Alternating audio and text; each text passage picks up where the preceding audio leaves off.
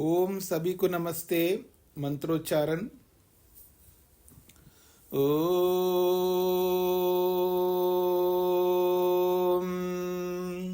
सहनाववतु सहनौ भुनक्तु सह वीर्यं करवावहै तेजस्विनावधीतमस्तु मा विद्विषावहै। ओम शांति शांति शांति।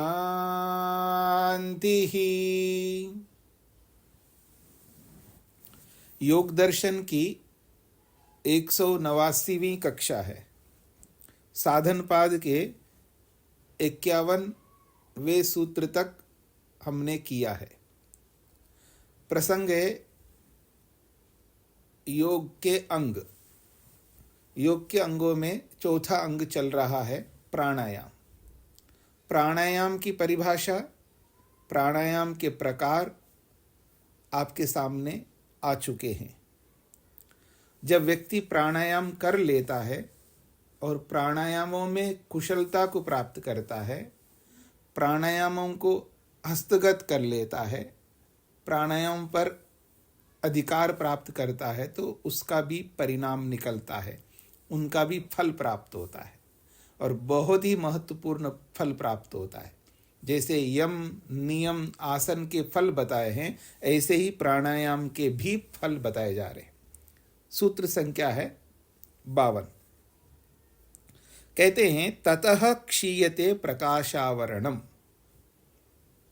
ततः क्षीयते प्रकाशावरणम। ततः उससे, ततः का अर्थ है उससे। उससे किससे? प्राणायाम से। अर्थात प्राणायाम को जीत लेने से, प्राणायाम को जीवन में धारण कर लेने से, प्राणायाम में कुशलता को प्राप्त करने से प्रकाशावरणम,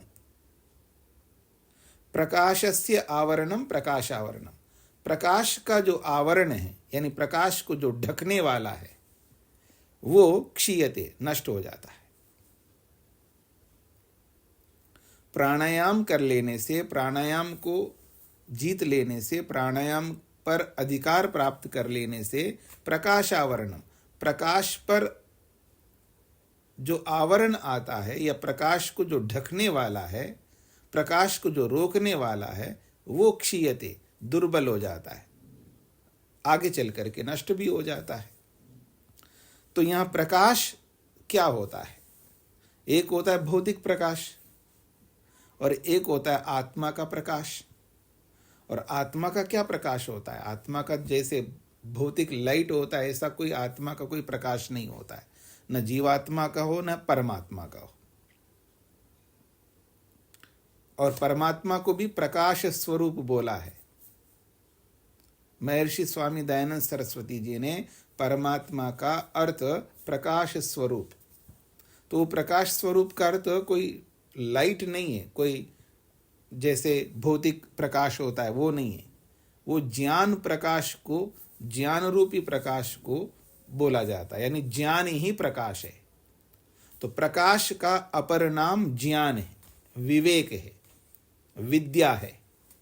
विद्या कहो, विवेक कहो, वैराग्य कहो, ज्ञान कहो, ये सब पर्यायवाची शब्द है, ये प्रकाश के पर्यायवाची है। तो प्रसंग के अनुसार प्रकाश का अर्थ होता है। यदि भौतिक प्रसंग आएगा तो प्रकाश का अर्थ ये लाइट होगा। विद्युत वो प्रकाश है, सूर्य की रश्मियां वो प्रकाश है, दीपक वो प्रकाश है, वो भौतिक अर्थ है। लेकिन आत्मा संबंध में जब प्रकाश शब्द आता है तो भौतिक प्रकाश तो हो नहीं सकता, क्योंकि अभौतिक वस्तु के गुण, कर्म, स्वभाव भौतिक नहीं होते। जैसे रूप, रस, गंध, स्पर्श, शब्द जो गुण हैं, हल्का, भारी, ये जो गुण हैं, ये भौतिक वस्तुओं के धर्म हैं। और अभौतिक वस्तुओं के यही धर्म होते, दोनों में अंतर क्या होगा? कोई अंतर नहीं हो सकता। इसलिए अभौतिक वस्तु के धर्म अलग प्रकार के होते हैं, भौतिक वस्तु के धर्म अलग प्रकार के होते हैं। कुछ ऐसे धर्म होते हैं जो बहुत कम होते हैं, जो बराबर होते हैं। जैसे अस्तित्व है, तो भौतिक वस्तु का भी अस्तित्व है और अभौतिक वस्तु का भी अस्तित्व है। बस इतनी समानता है, वो भी एक वस्तु है, ये भी एक वस्तु, ये समानता है। बाकी सब दोनों के गुण अलग अलग होते हैं। तो यहाँ प्रकाश का अर्थ है ज्ञान। तो प्रकाश आवरणम ज्ञान आवरणम, ज्ञान पर आया हुआ जो आवरण है वो क्षीयते, वो दुर्बल होता है, नष्ट हो जाता है। तो अब ज्ञान पर कौन है आवरण?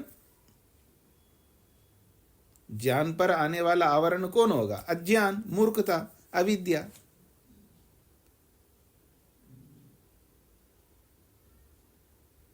जब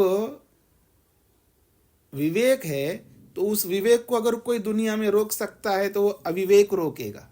कब रोकेगा? जब बलवान होगा। कब बलवान होगा? जब विवेक कमजोर हो जाएगा। जब विवेक कमजोर पड़ता है तो अविवेक जो है वो बलवान हो जाता है। अब विवेक अपने आप कैसे कमजोर पड़ेगा? हम लोग है ना इसके मायर, इसके एक्सपर्ट, कुशल। हम लोग अपने विवेक को कमजोर करते हैं।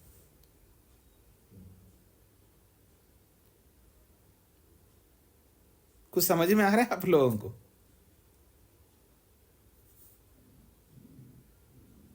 अरे ध्यान का समय हो रहा है, ठीक है ना, रुको ना, थोड़ी देर के बाद देखते हैं। रोज करते हैं ना।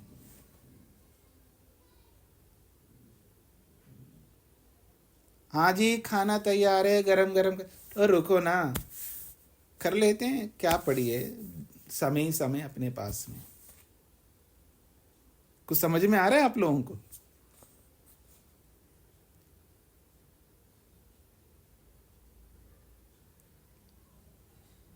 हजारों, सुबह से लेके रात तक हम हजारों नहीं पता नहीं अनगिनत कर्म करते, अनगिनत कर्म। और प्रत्येक कर्म के पीछे ज्ञान काम करता है, याद रखना।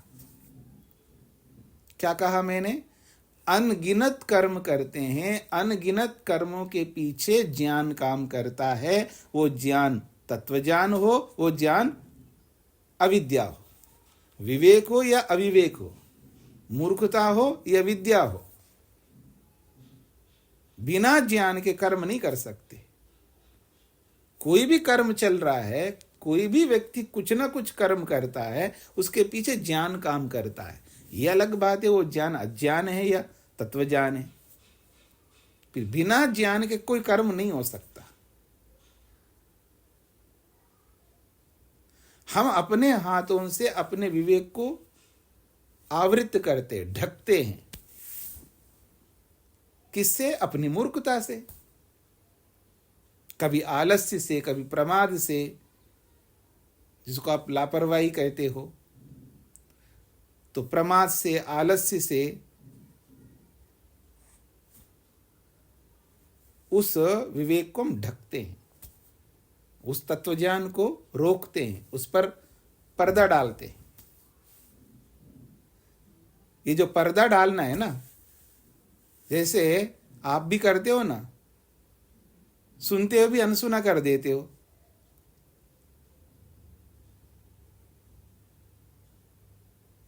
सुनिए ना, अब वो बोलती जा रही है, बोलती जा रही है, आप सुनते हो भी अनसुना करते हैं। ये है पर्दा डालना।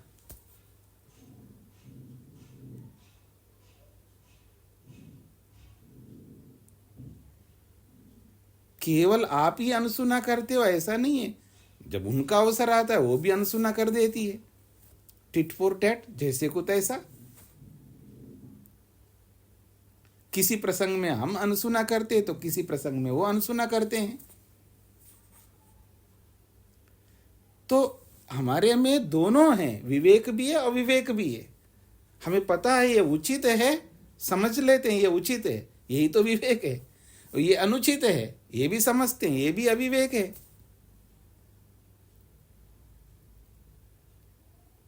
ये कैसे होगा जी? ये विवेक है वो अविवेक है। इसको थोड़ा समझ लेना। उचित है समझ रहे हैं तो उसको उचित समझ रहे हैं, समझ करके उसको हम वैसा करते हैं तो विवेक हो जाएगा। ये अनुचित है समझते हैं लेकिन अनुचित को छोड़ते नहीं है ना, तब वो क्या हो जाएगा? अविवेक हो जाएगा। उचित को समझ करके उसको अपनाते हैं तो विवेक हो गया, और अनुचित को समझ करके उसको छोड़ते हैं तब विवेक होगा। लेकिन अनुचित को अनुचित समझते हुए उसको छोड़ते नहीं है, उसी को तो अविवेक कहते। तो हमारे में विवेक अविवेक दोनों हैं।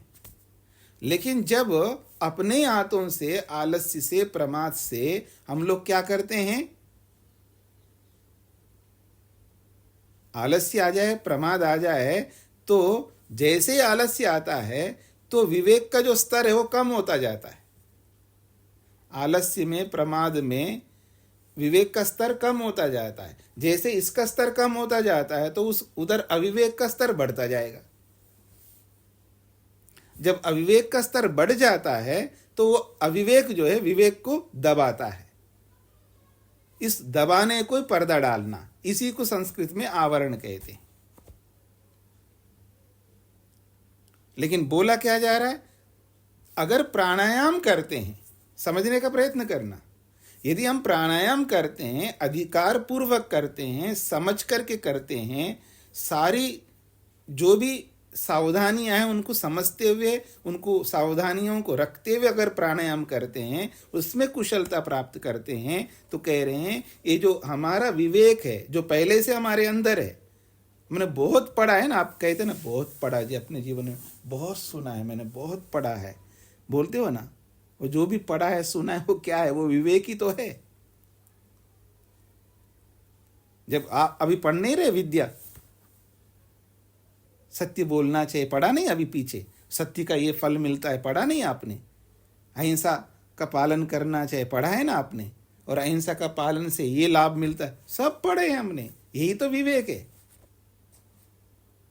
कोई कम नहीं पढ़ा हमने, बहुत पढ़ लिया। पर उस विवेक पर हम क्या करते? पर्दा डालते। ए बाबा जी बोलते रहते हैं, इनका बोलने का काम है, हम सुनने का काम है, करना थोड़ा होता है सब बातें। अगर सब करने लग जाएंगे तो फिर सारे मुक्ति में जाएंगे ना। अरे भाई, आप सबका ठेका क्यों ले रहे हो? अपना ले ना ठेका। अगर ठेका ही लेना है आपको, खुद का ठेका लो ना, दूसरों का क्यों ले रहे हो आप? सब सन्यासी बन जाएंगे तो संसार कैसे चलेगा? तू लेगा नहीं लेगा ये बताओ, ठीक है ना? आप लोगे या नहीं लोगे? तू तो मैंने इसलिए बोला है, जब निकट का व्यक्ति होता है ना, मैं यही बोलते हैं ना, तू बता दे अपना, दूसरे का क्या करना। आप लोगे सन्यास नहीं, सबका सब लेंगे तो सन्यासी। अरे भाई, सबकी बात हम थोड़ा कर रहे हैं, मैं आपकी बात कर रहा हूं। अब अपनी बात करो, दूसरे की क्यों बात करते हो आप? ये चालाकी करता है ना आदमी, ये अविद्या है। वो विद्या को अविद्या से ढकता है, यही तो आवरण है। लेकिन जैसे ही प्राणायाम करता है आदमी, ये अविद्या क्यों चढ़ती है हमारे ऊपर? नशा किया आपने कभी? मैंने तो नहीं किया, लेकिन नशा करने वालों को खूब देखा है, निकटता से देखा है। आपने भी देखा होगा, आपके भी भाई बंधु होंगे जिनको अपने निकट साथ देखा होगा। जब वो नशा चढ़ने लगता है ना, नशा कैसा चढ़ रहा होता है। तो यहां ये जो बोला जा रहा है कि जब प्राणायाम व्यक्ति विधिवत करता है ना, तो मन जो है ना सजग होता है। मन सजग होता है, वो अपने मुट्ठी में आ जाता है मन, यूं समझ लीजिएगा। जो इधर उधर भाग रहा है, अलग अलग विचारों में दौड़ रहा है, अलग अलग वृत्तियां उत्पन्न कर रहा है, वृत्तियां जाए पता नहीं कहां जाए, उस चुपचाप एकदम ब्लैंक हो जाता है। घबराहट होती है, घबराहट होती है। हाँ जी, आप कहीं जा रहे हो और 4 5 6 मुष्ठंडे आपके चारों ओर घेर करके आपको पकड़ ले, तो आप क्या करोगे? घबराओगे और क्या करोगे? ऐसे ही चारों ओर से सांसें रोक लिया आपने। चारों ओर से का मतलब है कि एकदम आपने सांसें रोक लिया है, तो फिर सब इंद्रियां घबराने लगती है, मन घबराने लगता है, बुद्धि घबराने लगती है, और उनके पीछे पीछे आत्मा भी घबराने लगता है। वो कोई चेतन नहीं हो जो घबराएंगे, मतलब वो काम करना बंद करेंगे। जो हमारे अंदर जो इंद्रियां हैं, मन है, बुद्धि है, वो तिल मिलाने लगते हैं। गाड़ी ठीक चला रहे हो, लेकिन ठीक चलाना छोड़ करके रफ चलाने शुरू कर दो, गाड़ी जो है ना आपके कंट्रोल में नहीं रहती है ना, गाड़ी कंट्रोल में नहीं रहती है। तो जब हमने सांसों को रोक लिया है, तो सब इंद्रियां जो है, मन जो है, कंट्रोल में नहीं रहते, घबराने लगते हैं। ये मानो घबराने लगते हैं, अर्थात आत्मा घबरा रहा है, क्योंकि वो ठीक से नहीं चल रही। कोई गाड़ी ठीक से नहीं चलाने वाला अगर गाड़ी ठीक से नहीं चला रहा हो और बगल में बैठा हो, उसको डर नहीं लगता, वो घबराने लगता है। तो मानो ऐसा ही होता है, जब ये साधन हमारे ठीक से नहीं चलते हैं, क्योंकि व्यवस्थित चल रहे थे, उस व्यवस्था को आपने भंग कर दिया सांसों को रोक करके। जैसे सांसों को रोक करके आपने उसकी व्यवस्था, उसके जो सिस्टम है, उसको आपने भंग कर दिया, तो वो सारे साधन तिल मिलाने लगते एक प्रकार से। अर्थात आत्मा परेशान हो रहा है, आत्मा उसको सहन नहीं कर पा रहा होता है।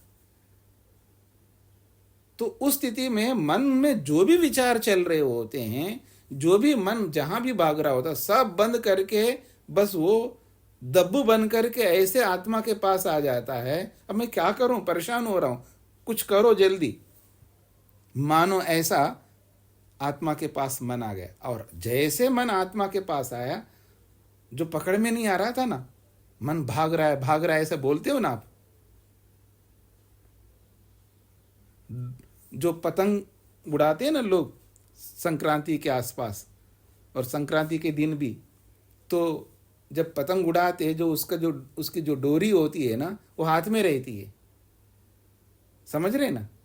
और हाथ से आप छोड़ दो, हाथ, और फिर डोरी छोड़ दिया तो वो पतंग तो जाएगा कहीं भी।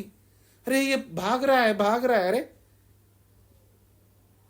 डोरी हाथ में पकड़ करके भाग रहा है बोल रहे हो, तो खींच लो ना उसको।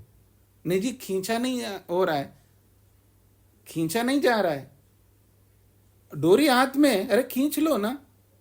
नहीं खींच सकते हम लोग, खींचना नहीं आ रहा है हमको, समझ रहे हो ना। जैसे खींचना नहीं आ रहा है, तो अब उसको ऐसी परिस्थिति पैदा कर दी, वो अपने आप आपके पास आ गया पतंग, मानो मन। तो जैसा अपने आप आया, तो उसको जहां लगाना लगा दो, भगवान में लगाना भगवान में लगाओ, जिसमें लगाना लगा दो। तो जब वो चारों ओर से बंध जाए कोई आदमी, उसको जो करवाओ कर लेगा।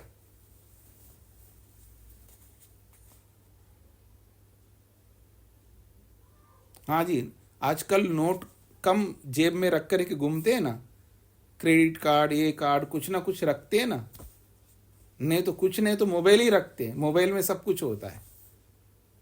आपको चारों ओर से घेर ले कोई, निकालो जो भी है, तो आप कहें कुछ नहीं जी मेरे पास मोबाइल है, मोबाइल ही दे दो, वो जो करवाएगा वो करोगे आप। तो ऐसा ही मन है, जब चारों ओर से घबराहट होने लगता है, परेशानी होने लगती है, तो हम क्या करते हैं, मन गिरफ्त में आ जाता है, तो उसको सीधा भगवान में लगा लो। और भगवान में लगाने से पहले जब मन शांत हो जाता है, गिरफ्त में आ जाता है, तो मन में वृत्तियां नहीं चल रही होती है। वृत्तियां नहीं चल रही होती, इसका मतलब है एकाग्र होता है मन, और एकाग्र मन कुछ भी कर सकता है। अब एकाग्र मन से जो आप करवाओ वो कर लेगा। तो एकाग्र मन से विद्या का ही काम होगा, विवेक का ही काम होगा, अविद्या तो हटी जाएगी। अविद्या तब कार्यान्वित होती है जब एकाग्रता नहीं होती है, और जब एकाग्रता नहीं होती है तो यही आलस्य होता है, प्रमाद होता है, और बहुत कुछ दोष हमारे जीवन में जो चल रहे होते हैं, उन सब दोषों के चलने के पीछे एकाग्रता का ना होना है। क्योंकि एकाग्रता जब नहीं रहती है तब अविद्या काम कर रही होती है, और एकाग्रता आते अविद्या अपने आप दूर होती जाएगी, उसको दूर करने की आवश्यकता ही नहीं है। एकाग्रता में अविद्या काम नहीं कर सकती है। जैसे कोई माँ, कोई पिता, कोई बड़ा आदमी हमारे से, जिनको देखकर के हमको डर लगता है, उनके सामने हम गलत नहीं कर सकते। गलत करने की इच्छा हो रही है, लेकिन ये सामने खड़े हैं राक्षस की तरह, अब उनको देख करके डर लगता है। राक्षस से डर लगता है ना। कौन है राक्षस? डंडा, दंड। दंड जो होता है ना, वो राक्षस हमारे लिए, उससे हम डरते हैं। और जब राक्षस सामने हो, हम गलत करना चाहते हैं, लेकिन क्या करें, राक्षस सामने है, इसलिए गलत नहीं कर सकते। तो ठीक इसी प्रकार से जैसे मन एकाग्र होता है, एकाग्र मन गलत कर ही नहीं सकता, अविद्या से युक्त हो ही नहीं सकता, वो विद्या से युक्त होगा। इसलिए कहा जा रहा है ततः उस प्राणायाम से मन एकाग्र होता है। उस एकाग्रता के कारण से प्रकाशावरणम, जो प्रकाश पर, विवेक पर जो आवरण आया है, अर्थात जो विवेक को दबा रहा है, जो अविद्या है, वो क्षीयते, वो दुर्बल होता है अथवा नष्ट हो जाता है। यदि अविद्या को दूर करना चाहते हैं जल्दी से जल्दी, मेरे में बहुत अविद्या है, वो इस प्राणायाम बहुत कुछ कर देगा हमारे को। जो बोलते रहते ना आप में से, क्या करूं जी, मुंह छूटता ही नहीं है, प्राणायाम करो जी, अपने आप छूटने लगेगा। अच्छे ढंग से प्राणायाम करना शुरू करो तो ये अविद्या जो है अपने आप हटने लगे। अर्थात मोह, राग, ये द्वेष, ये जो जितने भी क्लेश है ना, वो धीरे धीरे अपने आप दूर होते जाएंगे। नहीं आया ना समझ में पूरा? प्रारंभ में पढ़े ना, यथा यथा ब्राह्मणः योगांगान अनुष्ठीयन्ते, जैसे जैसे ब्राह्मण लोग योग के अंगों का अनुष्ठान करते हैं, वैसे वैसे ये जो अविद्या आदि दोष है अपने आप दूर होते जाते हैं। प्रारंभ में पढ़ा था नहीं, पीछे कितने कारण होते हैं जी दुनिया में? 9 कारण होते हैं। कौन कौन से कारण होते हैं बता दिया था ना पीछे।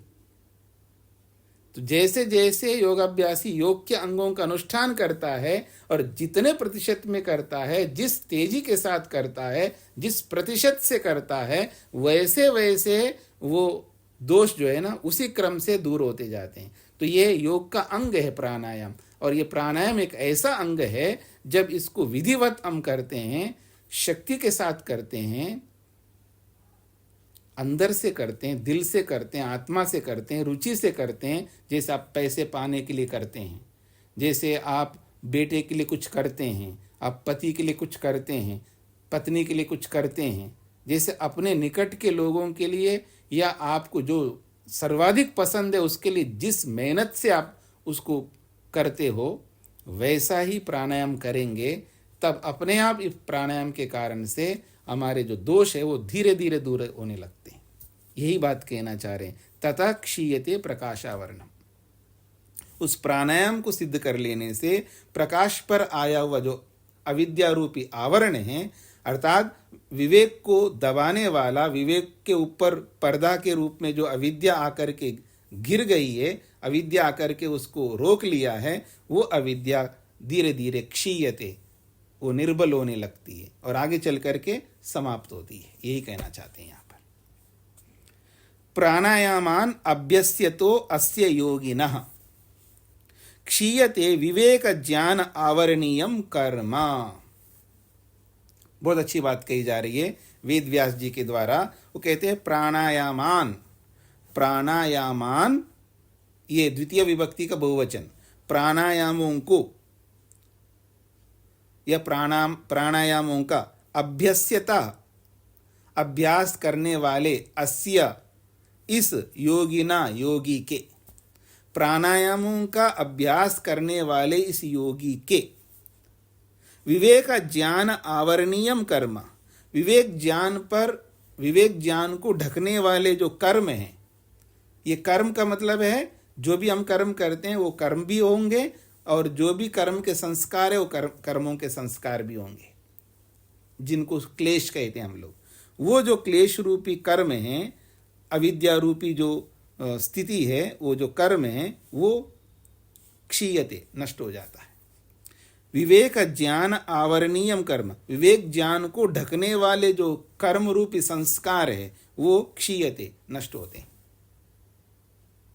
या आप कर्म भी कह सकते हैं, क्योंकि विवेक को दबाने वाले कर्म भी होते हैं। जो हम अलग अलग कर्म करते हैं, मेरे को पता है जी स्वाध्याय करना है, समझ रहे हैं मेरी बात, स्वाध्याय करना मेरे को पता है।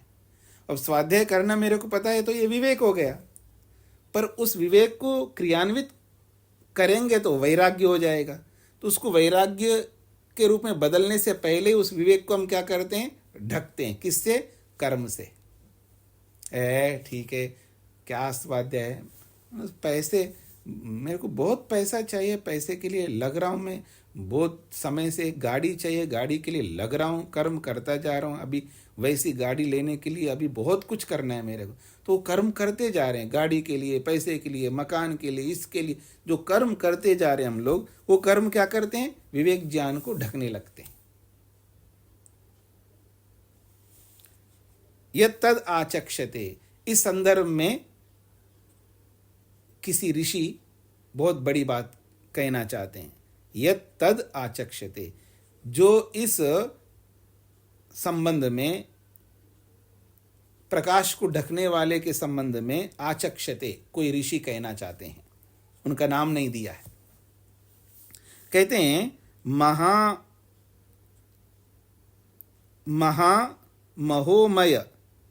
महामहोमयेन इंद्रजालेन, महामहोमयेन इंद्रजालेन।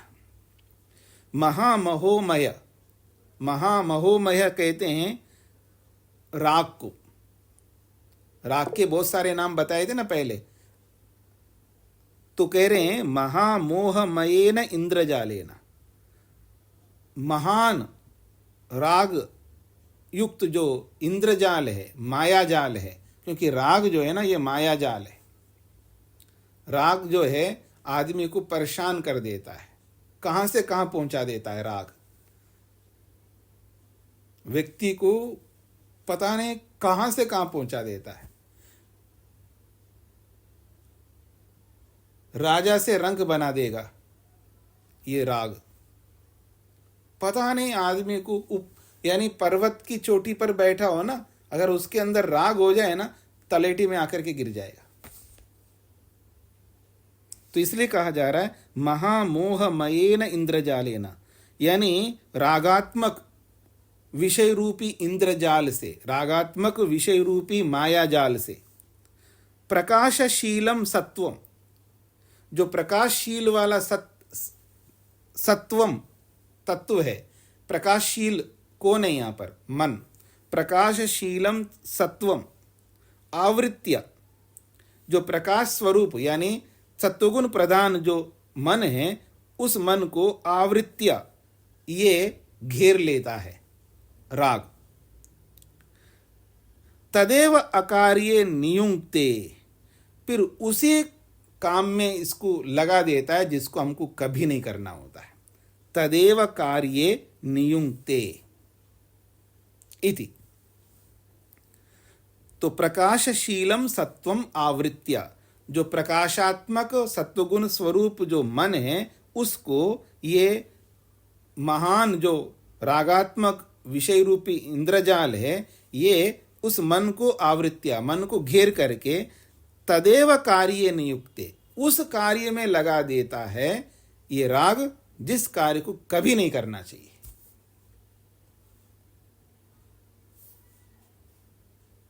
कुछ समझ में आ रहा है जी? यानी चाहे वो पति काम कर रहा है या पति काम कर रही है, या गुरु करता है या शिष्य करता है, जो भी करता है, हाँ जी, आपको समझ में आता है ना?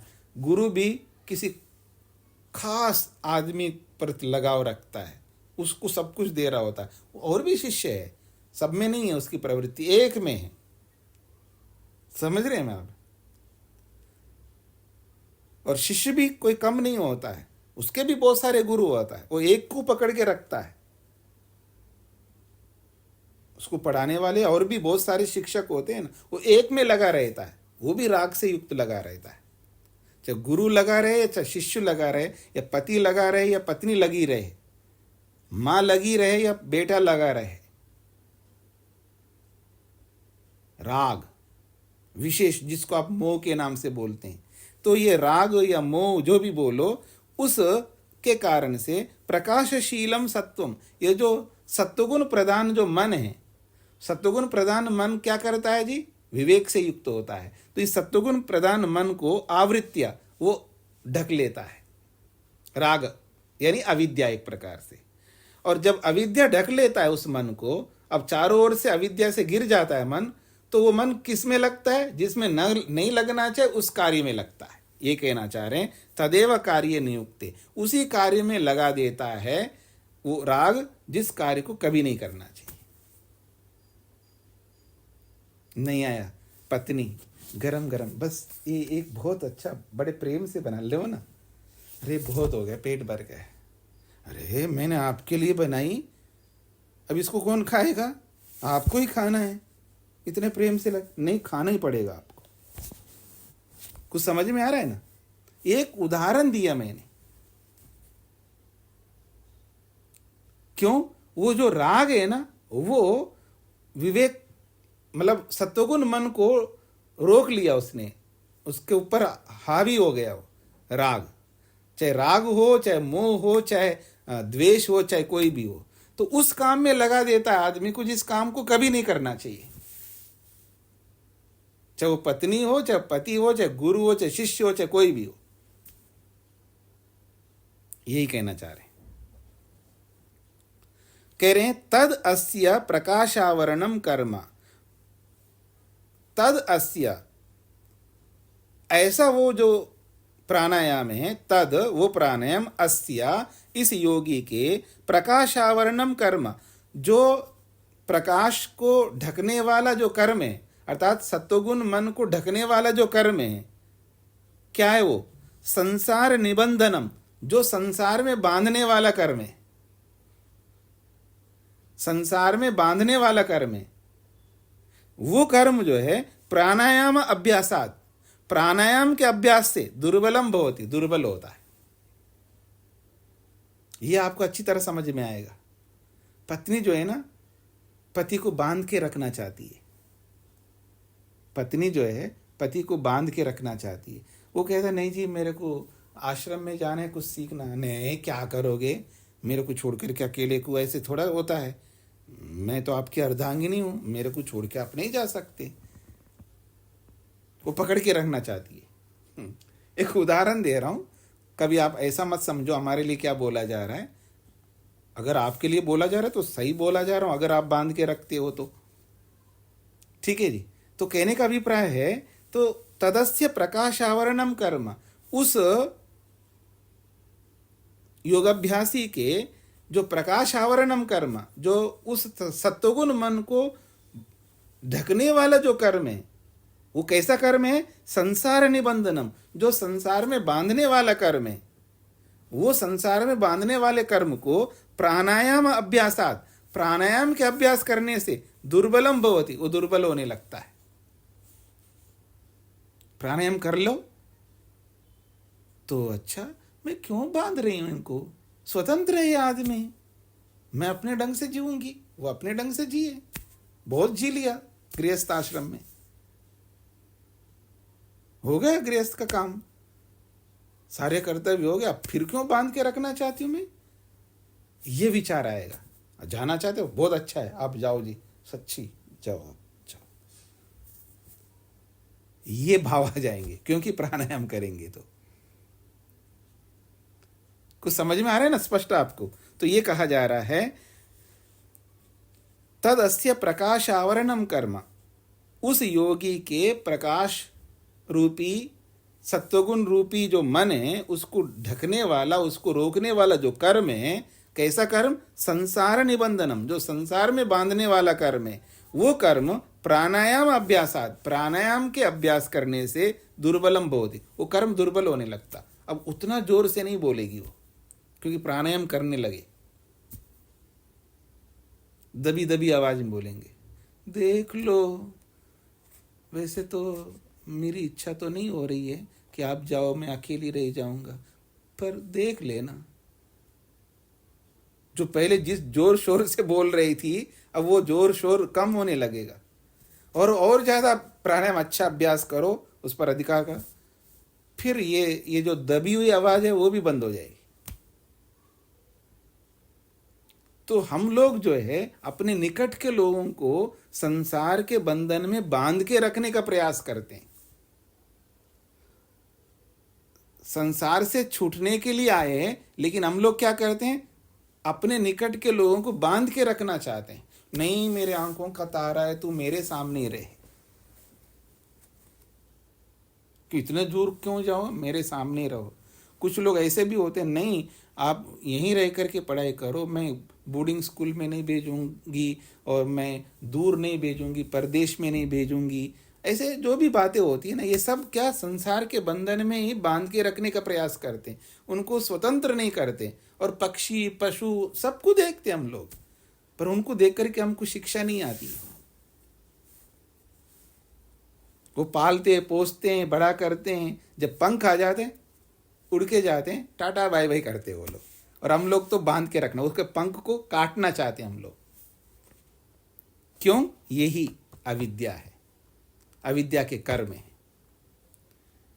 तो कह रहे हैं प्राणायाम के अभ्यास से दुर्बलम भवति, दुर्बल होता है। फिर कह रहे हैं प्रतिक्षणम च क्षीयते, प्रत्येक क्षण वो क्षीण होने लगता है, क्योंकि प्रत्येक दिन हम प्राणायाम करते जा रहे हैं, रोज प्राणायाम करते जा रहे हैं। प्रतिक्षणम च क्षीयते, प्रत्येक क्षण जो है उस कर्म का जो प्रभाव है, उसका जो फोर्स है, उसका जो बल है, वो धीरे धीरे क्षीण होता जाता है जैसे जैसे प्राणायाम करते जाएंगे। प्रतिक्षणम च क्षीयते, प्रत्येक क्षण वो कमजोर होने लगता है। तथा च उक्तम, ऐसा ही किसी ऋषि ने बहुत बड़ी बात कही है। वो कह रहे हैं तपो न परमम प्राणायामात, तपो न परम प्राणायामात, तप से बढ़कर, यानी प्राणायाम से बढ़कर कोई तप नहीं। तपो न परम प्राणायामात, प्राणायामात, प्राणायाम से, परम बढ़कर, तपह तप न नहीं है, प्राणायाम से बढ़कर कोई तप नहीं। ये बहुत बड़ा तप है प्राणायाम। ये क्योंकि प्राणायाम की व्याख्या कर रहे हैं, तो प्राणायाम को बड़ा बताना पड़ेगा, प्राणायाम की महिमा बताना। इसको कहते हैं स्तुति, इसको कहते हैं अर्थवाद। अगर आप सबसे प्राणायाम करवाना है तो ये बोलना ही होगा। जब उसकी महिमा नहीं गाएंगे तो आपका मतलब हम उसमें प्रवृत्ति नहीं होंगे। तो किसी कार्य में प्रवृत्ति हमारी बढ़े, हमारी प्रवृत्ति उसके अंदर और अधिक से अधिक बढ़े, तो उसकी महिमा तो गानी पड़ती है। और वास्तव में प्राणायाम से बढ़कर क्या तप होगा? जो प्राणायाम से प्राणों को जीत ले, और जो व्यक्ति प्राणों को जीत लेता है तो मृत्यु को जीत लेता है। इससे बढ़कर तप क्या हो सकता है दुनिया में? खाली पीली ओम त्र्यंबकम यजामहे बोलते रहेंगे तो जीत लेंगे प्राणों को या मृत्यु को? मेहनत तो करना होगा ना। तो कह रहे हैं प्राणायाम से बढ़कर कोई तप है ही नहीं है, बहुत बड़ा तप है प्राणायाम। ततो विशुद्धिर मलानाम दीप्तिश्च ज्ञानस्य, बहुत बड़ी बात। ततः उस प्राणायाम से विशुद्धि मलानाम, मलों की शुद्धि हो जाती है। प्राणायाम जब व्यक्ति करता है, शरीर में बहुत सारे मल होते हैं ना। मल का मतलब गंदगी, मल का मतलब है वो मन की गंदगी, इंद्रियों की गंदगी, सब शुद्ध हो जाएगी। इंद्रियां तेज होने लगेंगी, हमारी इंद्रियां जो है अपेक्षा से ज्यादा समर्थवान बन जाएंगी। मन अपेक्षा से ज्यादा अच्छा काम करने लगेगा, अधिक सात्विक होगा, अधिक एकाग्र होगा, बहुत सारे लाभ होंगे। शारीरिक लाभ तो होंगे ही प्राणायाम से, ऐन्द्रियक लाभ भी होंगे और मानसिक लाभ भी होंगे, बौद्धिक लाभ भी होंगे, सब लाभ होंगे, लाभ ही लाभ है। तो इसलिए कह रहे हैं ततः उस प्राणायाम से मलानाम विशुद्धि, मलों की शुद्धि हो जाती है, मल जो है बिल्कुल दूर हो जाएंगे, और ज्ञानस्य दीप्तिश्च, और ज्ञान बढ़ता जाएगा। ज्ञान की दीप्ति बढ़ेगी का मतलब है ज्ञान और विकास को प्राप्त होगा। आज 5% है तो कल 10% ज्ञान बढ़ेगा, फिर कल को 15, फिर 20, फिर इस तरह का बढ़ता ही जाएगा। ज्ञान की दीप्ति अर्थात ज्ञान का स्तर बढ़ता जाएगा और उधर अशुद्धि समाप्त होती जाएगी। और मनु महाराज जी ने तो बहुत अच्छा कहा है, दय्यन्ते ध्मायमानानाम धातूनाम च यथा मलाः तथेन्द्रियाणाम दय्यन्ते दोषा प्राणस्य निग्रहात्। ये मनुस्मृति का श्लोक बोल रहा हूं मैं। दय्यन्ते ध्मायमानानाम धातूनाम च यथा मलम यथा मलाः तथेन्द्रियाणाम दय्यन्ते दोषाः प्राणस्य निग्रहात्। जब प्राण का निग्रह करते हैं अर्थात प्राणायाम करते हैं, जब प्राणायाम करते हैं जितने भी दोष हमारे अंदर हैं वो सारे के सारे दोष नष्ट हो जाते हैं। किसके दोष? इंद्रियाणाम, इंद्रियों के दोष। और इंद्रिय में मन भी आता है, तो मन और 10 इंद्रियां 11, इनके सारे जो भी दोष होंगे वो वैसे नष्ट हो जाते हैं जैसे धातुओं को जलाने पर धातुओं में स्थित मल नष्ट हो जाते हैं। आपको सबको पता ही होगा, जब सोना को तपाया जाता है, आप लोग भी करवाए होगा कभी ना कभी। आजकल तो थोड़ा सिस्टम बदल गया है, आज भी शायद करवाते होंगे। जो पुराने आभूषण होते हैं उनको आप तपा करके उसके मल को निकलवाते हैं ना। जैसे धातुओं के मल को निकाला जाता है, उनको जला करके, उनको मतलब अग्नि में तपा करके, जितना ज़्यादा तपाएंगे धातुओं को उतना ही मल निकल जाता है। तो ठीक इसी प्रकार से प्राणायाम करने से प्राणों का निग्रह जितना ज़्यादा करेंगे उतनी ही इंद्रियों के जो मल है वो समाप्त हो जाएंगे, ऐसा मनु महाराज जी ने कहा है। तो कहने का अभिप्राय है प्राणायाम से बहुत सारे लाभ मिलते हैं, शारीरिक लाभ भी बहुत अच्छे मिलते हैं।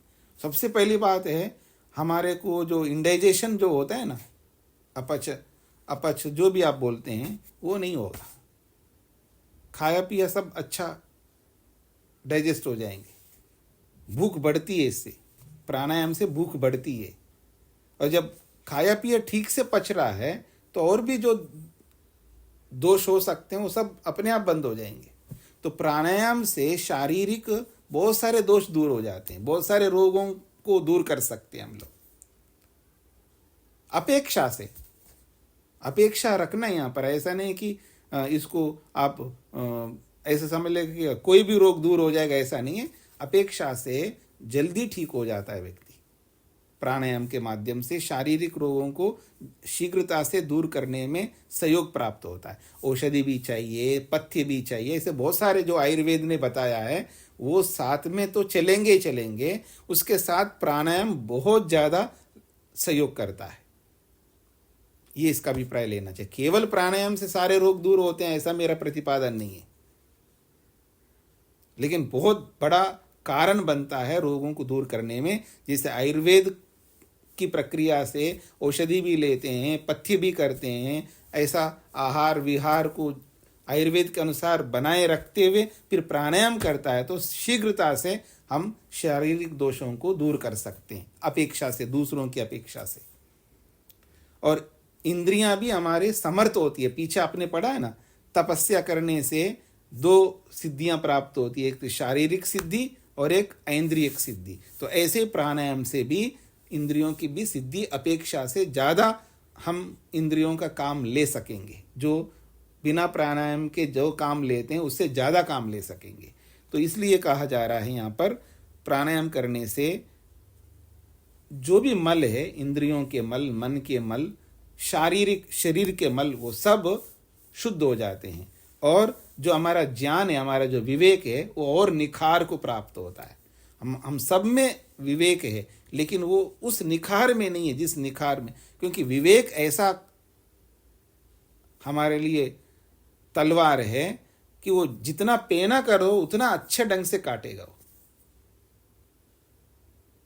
दूसरों के गला नहीं, अविद्यारूपी गले को काटेगा। ये इसका अभिप्राय है। स्वामी दयानंद सरस्वती जी क्या कहते हैं देखिएगा, वो कहते हैं, तथा का अर्थ करते हैं पूर्वोक्त प्राणायामों के निरंतर अभ्यास से, पूर्वोक्त प्राणायामों के निरंतर अभ्यास से प्रकाशावरणम विवेक ज्ञान के ढकने वाला अविद्या जन्य कर्माशय क्षीयते, क्षीण, क्रमशः दुर्बल, शिथिल, असमर्थ हो जाते हैं।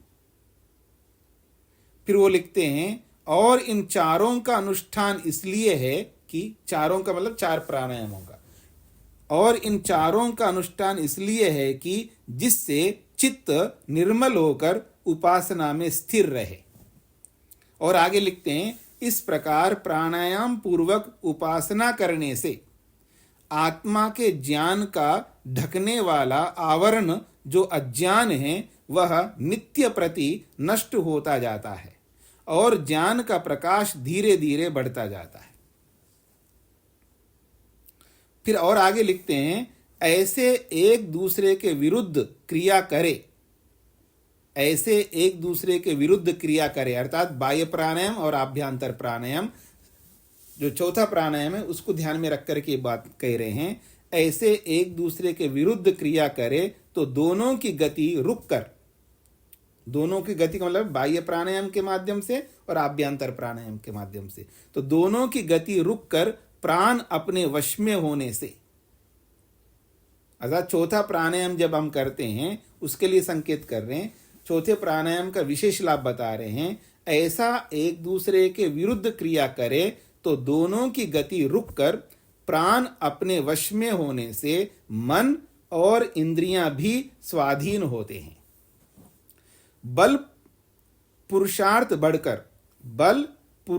बढ़कर बुद्धि तीव्र सूक्ष्म रूप हो जाती है कि जो बहुत कठिन और सूक्ष्म विषय को भी शीघ्र ग्रहण करती है।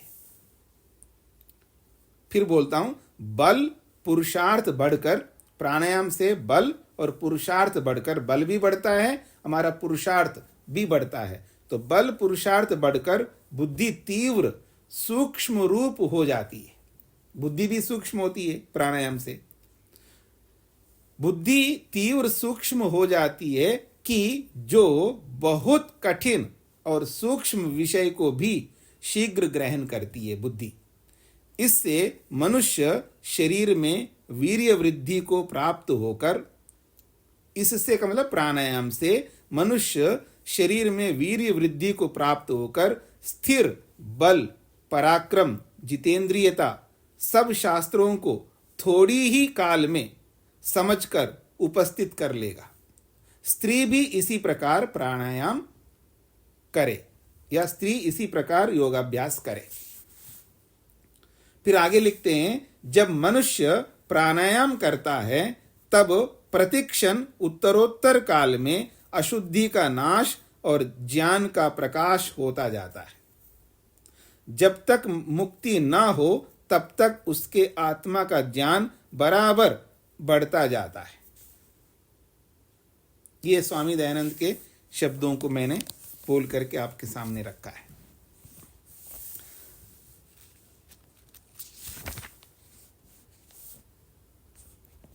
आपको किसी को इस 52वां जो सूत्र है, तथा क्षीयते प्रकाशावरणम, इस संबंध में कुछ कहना हो तो पूछ सकते हैं।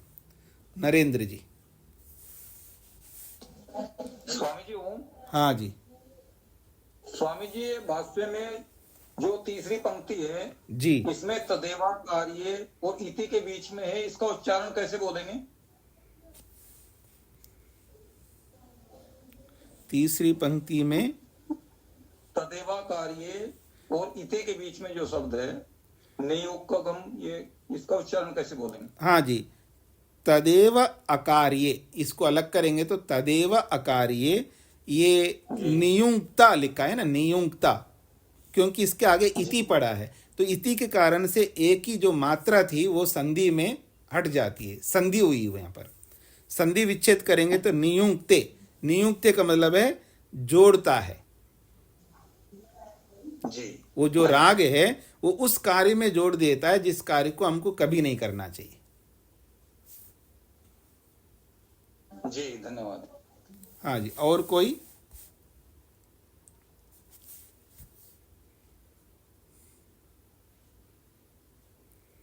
और किसी को कुछ पूछना है जी आज के इस भाष्य में या सूत्र में?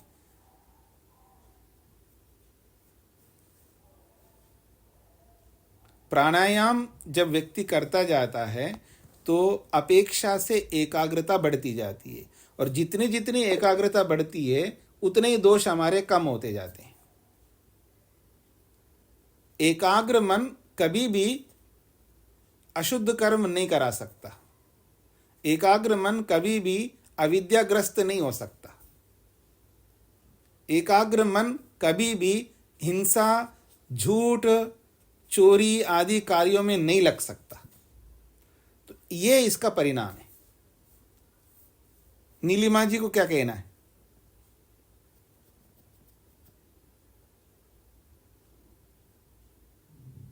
आपको माइक खोलना होगा ना।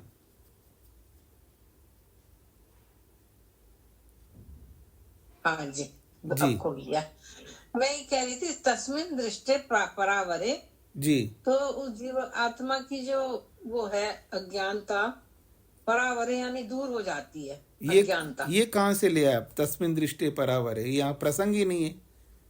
क्षेत्र चास्य कर्माणी, ये वो होता है ना जो आपने बताया प्राणायाम का जो परिणाम। जी, मैंने ये श्लोक बोला ही नहीं, मैंने ये श्लोक बोला ही नहीं है। अच्छा, हाँ, ये श्लोक प्राणायाम का जो प्रभाव होता है, जो परिणाम होता है, उसको मैं जानना चाह रही थी कि आपने बताया अभी कि एकाग्रता उससे बनती है और एकाग्रता से सारे काम जो है वो शुद्ध होते हैं। हाँ जी, ये तो बोला है। ज्ञान प्राप्त होता है, हाँ जी, संयम होता है। जी जी, पर ये तस्मिन दृष्टि परावरे वाला जो श्लोक है उसका यहाँ प्रसंग नहीं है। अच्छा जी, जी जी, तो प्राणायाम के अनुष्ठान करने से आत्मा परमात्मा के ज्ञान को ढकने वाला जो आवरण है अविद्या का, वो तो नष्ट हो जाता है।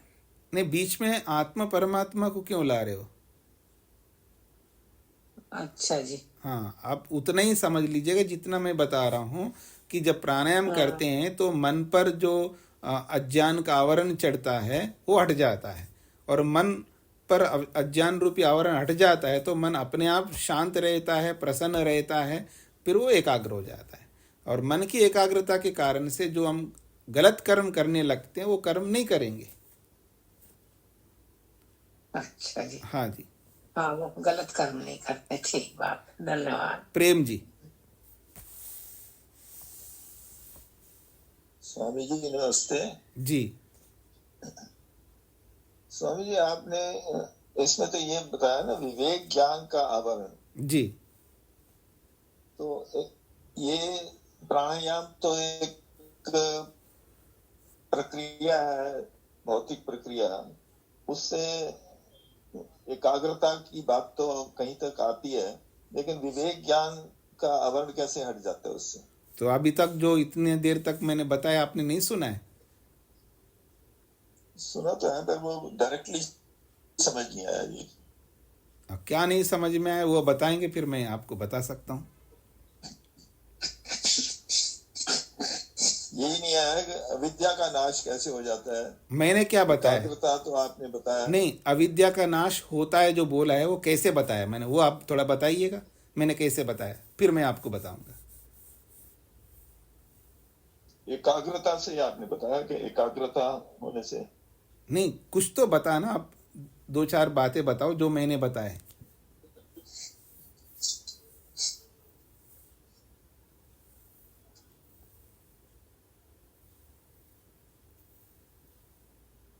कोई बात नहीं, जब मैं जो बोल रहा हूँ उसको सुनते समय मन में दूसरी बातें नहीं चलनी चाहिए। अगर दूसरी बातें चलती हैं तो जो वक्ता जो भी बोल रहा है उस पर हमारा पूरा फोकस नहीं रहता है, तो हम आधा अधूरा सुनते हैं तो समझ में नहीं आता है।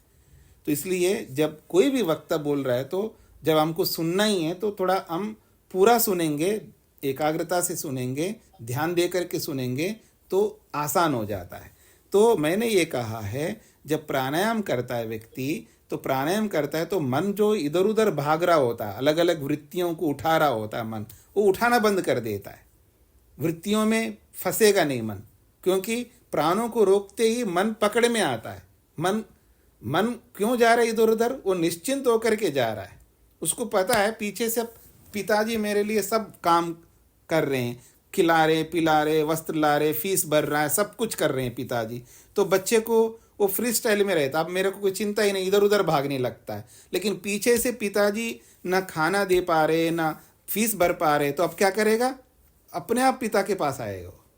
तो ठीक इसी प्रकार से जब प्राण चल रहे हैं इसलिए मन फ्री स्टाइल में चल रहा है, पीछे बेस देने वाला है, मन को बेस दे रहा है ना, आधार देने वाला प्राण है। अब वो आधार ही बंद हो गया तो मन तिलमिला जाएगा, इधर उधर जो भाग रहा था अर्थात अलग अलग वृत्तियों को उठा रहा था, वो वृत्तियां अपने आप बंद हो जाएंगी। जब वृत्तियां अपने आप बंद हो जाएंगी तो मन में कुछ चल नहीं रहा होता है, मन खाली हो गया। और खाली मन जो है एकाग्र होता है जल्दी। जब एकाग्र हो गया तो एकाग्र होने के बाद में वो अशुद्ध कर्म नहीं करेगा, गलत काम करेगा नहीं। एकाग्र मन वाला कभी भी गलत काम नहीं करता है। जब गलत काम नहीं करेगा तो अज्ञान भी हट गया। गलत काम नहीं हो रहा है तो इसका मतलब अज्ञान हट गया। इस तरह होता है, ऐसा ही बताया था मैंने। अब आप बताइए आपको क्या समझ में नहीं आया। मतलब ज्ञान तो पहले होना चाहिए और उस पे तभी विवेक ज्ञान जो है उस पर पर्दा जो पड़ा हुआ है वृत्तियों का वही दूर होता है। तो पहले ज्ञान तो आपके पास ज्ञान नहीं है क्या? आपको सत्य बोलना चाहिए, हिंसा नहीं करना चाहिए, चोरी नहीं करना चाहिए, गुस्सा नहीं करना चाहिए, आपको ज्ञान है या नहीं है? मेरे प्रश्न का उत्तर सीधा देना है। जी जी है। तो आप गुस्सा क्यों करते हो, झूठ क्यों बोलते हो आप? इसका भी उत्तर दीजिएगा। तो बीच बीच में प्राणायाम करने से मन जो है कंट्रोल में रहेगा और हम गुस्सा वगैरह जो करते हैं वो नहीं करेंगे। क्यों क्यों कैसे? मन जो है कंट्रोल में रहेगा। कंट्रोल रहेगा तो क्या होगा? फिर हम उस गुस्से की तरफ नहीं जाएंगे। हाँ, मतलब अब गुस्से की तरफ इसलिए जा रहे हैं क्योंकि मन काबू में नहीं है। जी मैं गुस्सा आप क्यों किया? गुस्सा तो क्या करूं जी, मन पर मेरा काबू नहीं इसलिए मैं गुस्सा कर बैठता हूँ, क्या करूं, मन पर नियंत्रण नहीं, ऐसा बोलता है ना आदमी। जी जी अब प्राणायाम करने से मन जो है नियंत्रण में आ जाता है। नियंत्रण में आता है तो अब गुस्सा कैसे करेगा? नियंत्रित मन गुस्सा नहीं कर सकता। और जब गुस्सा नहीं कर रहा है इसका मतलब है उस पर अविद्या का प्रभाव नहीं हो रहा है, अविद्या अट रहा है, अट रही है अविद्या। जी इस तरह का अविद्या का नाश होता है। जी जी ठीक है स्वामी जी, धन्यवाद, बहुत बहुत धन्यवाद जी। हाँ जी, और कोई किसी को कुछ पूछना है तो इसको यहीं पर विराम देते हैं। हाँ जी, मधु जी। स्वामी जी नमस्ते जी। स्वामी जी, मन एकाग्र होता है और हमारा क्रोध पे नियंत्रण आ जाता है, मुझे नहीं समझ आई ये बात। गुस्सा कब आता है? मन बेचैन होता है तब गुस्सा आता है या एकाग्रता में गुस्सा आता है? मुझे ये वाइजन पड़ता बात नहीं है कि गुस्सा आता है तो मन विचलित होता है और मन विचलित होता है इसलिए गुस्सा आता है, गुस्सा आता है इसलिए मन विचलित होता है, मुझे ऐसा लगता है। ऐसा नहीं है, मन पहले से विचलित है, कुछ सूझ नहीं रहा होता, फिर गुस्सा आता है, फिर उसके बाद और ज्यादा विचलित होता है। मेरी बात समझने का प्रयत्न करना। जैसे आदमी बहुत सारा सोच रहा है, चिंता कर रहा है, क्या कैसे करूं, मैं काम नहीं हो पा रहा है मेरे से, मैंने ये भी करके देखा, वो भी करके देखा, ये नहीं हो रहा है, वो नहीं हो रहा है, तो अब मन जो है कंट्रोल में नहीं है उसका। और फिर उसके बाद में कोई फिर और गड़बड़ करे, मैं ठीक करने का काम कर रहा हूं, मैं ठीक ही नहीं कर पा रहा हूं, आकर के उसने और बिगाड़ दिया। पहले से मन कैसे चल रहा है? चंचल चल रहा है, मन कंट्रोल में नहीं है पहले से। फिर कोई आके गड़बड़ करता है तो और पारा चढ़ जाता है, फिर गुस्सा कर बैठता है। मन शांत है, मेरी बात समझने का प्रयत्न करना, मन शांत है और कोई गड़बड़ करता है, अच्छा कोई बात नहीं, हो जाता है, सबसे हो जाता है, हमसे भी हो जाता है। अब ऐसा क्यों बोल रहे हैं? क्योंकि मन पहले से शांत था। तो जब हमारा मन पहले से अशांत है, फिर कोई गड़बड़ करता है तो और अधिक अशांत होता है। अब स्पष्ट हो रहा है आपको? जी जी स्वामी जी, जी। ठीक है। तो इसको मैं यहीं पर विराम देता हूं, आगे मिलते हैं। ओम शांति शांति शांति।